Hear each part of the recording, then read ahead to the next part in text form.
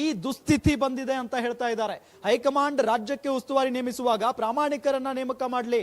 ಈ ಹಿಂದೆ ಅರುಣ್ ಸಿಂಗ್ ಅಂತ ಇದ್ದ, ಯತ್ನಾಳ್ ವಾಗ್ದಾಳಿಯನ್ನ ನಡೆಸಿದ್ದಾರೆ ನೋಡಿ. ಕರ್ನಾಟಕದ ಜನ ವಿಜಯೇಂದ್ರರನ್ನ ತಿರಸ್ಕಾರ ಮಾಡಿದ್ದಾರೆ.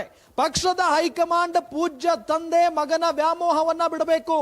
ನಾನು ಹೈಕಮಾಂಡ್ ನಾಯಕರನ್ನ ವಿನಂತಿ ಮಾಡ್ತೇನೆ, ಬಿಜೆಪಿ ನಾಯಕರ ವಿರುದ್ಧ ಬೆಳಗಾವಿಯಲ್ಲಿ ಯತ್ನಾಳ್ ಈ ರೀತಿಯಾಗಿ ವಾಗ್ದಾಳಿಯನ್ನ ನಡೆಸಿದ್ದಾರೆ. ಮೊದಲೇ ಯತ್ನಾಳ್ಗೂ ವಿಜಯೇಂದ್ರ ಅವ್ರಿಗೆ ಆಗ್ಬರಲ್ಲ, ಅದರಲ್ಲಿ ಈಗ 3ಕ್ಕೆ 3 ಸೋತು ಬಿಟ್ಟಿದ್ದಾರೆ. ಈ ಸಂದರ್ಭದಲ್ಲಿ ಯತ್ನಾಳ್ ಅವರು ಸುಮ್ಮನೆ ಇರ್ತಾರ? ಇದೇ ವಿಚಾರನೆ ಸಿಕ್ಕಾಪಟ್ಟೆ ಚರ್ಚೆಗೆ ಗ್ರಾಸ ಆಗಿರೋದು. ಇಷ್ಟು ದಿನಗಳ ಕಾಲ ಅಪ್ಪ ಮಕ್ಕಳು ಅಂತ ಹೇಳಿ ಬಿಜೆಪಿಯವರು ಬಡಬಡಿಸ್ತಾ ಇದ್ದಾರೆ. ಅವರನ್ನ ನಾವು ಒಪ್ಕೊಳ್ಳೋದಕ್ಕೆ ಸಾಧ್ಯನೇ ಇಲ್ಲ. ಬಿಜೆಪಿ ರಾಜ್ಯಾಧ್ಯಕ್ಷರಾಗಿ ವಿಜಯೇಂದ್ರ ಯಾವತ್ತು ಆಯ್ಕೆಯಾದ್ರೋ ಅವತ್ತಿಂದಲೂ ಕೂಡ ಕೊತ್ತ ಅಂತ ಕುದಿತಾ ಇದ್ದಾರೆ ಯತ್ನಾಳ್ ಅವರು. ನಾನು ಸೀನಿಯರ್, ನನಗೆ ಸಿಗದ ನಾಯಕತ್ವ ಈಗ ಬಂದವರಿಗೆ ಯಾಕೆ ಸಿಕ್ತು ಅನ್ನೋದು ಒಂದು ಸಿಟ್ಟಿಗೆ ಕಾರಣ ಆದ್ರೂ ಕೂಡ, ಯಾಕೆ ಫ್ಯಾಮಿಲಿ ಪಾಲಿಟಿಕ್ಸ್ಗೆ ಮಣೆ ಆಗ್ತಾ ಇದೆ ಬಿಜೆಪಿ ಹೈಕಮಾಂಡ್ ಅನ್ನೋದು ಮತ್ತೊಂದು ಕಾರಣ ಕೋಪಕ್ಕೆ. ಇದೆಲ್ಲದರ ನಡುವೆ ಈಗ ವಿಜಯೇಂದ್ರ ಅವರ ನೇತೃತ್ವದಲ್ಲೇ ಬೈ ಎಲೆಕ್ಷನ್ ನಡೀತು 3 ಕ್ಷೇತ್ರಗಳಿಗೂ ಕೂಡ.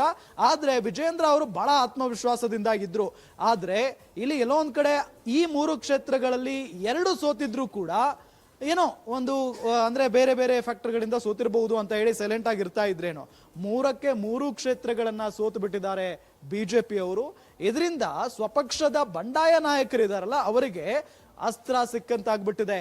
ಈ ನಾಯಕನಿಂದ ಅಂದ್ರೆ ವಿಜಯೇಂದ್ರ ಅವರಿಂದ 3 ಕ್ಷೇತ್ರಗಳನ್ನ ಗೆಲ್ಸೋದಕ್ಕಾಗಿಲ್ಲ. ಹೋಗ್ಲಿ, ಒಂದೇ ಒಂದು ಕ್ಷೇತ್ರವನ್ನು ಕೂಡ ಗೆಲ್ಸಕ್ಕಾಗಿಲ್ಲ. ಈತನಿಗೆ ನಾಯಕತ್ವ ಬೇಕಾ? ನಾಯಕತ್ವದ ಗುಣನೇ ಇಲ್ಲ. ಹಾಗೆ ಈಗ ಸಿಕ್ಕಾಪಟ್ಟೆ ವಾಗ್ದಾಳಿಯನ್ನ ನಡೆಸಿದ್ದಾರೆ ಯತ್ನಾಳ್ ಸಾಹೇಬ್ರು.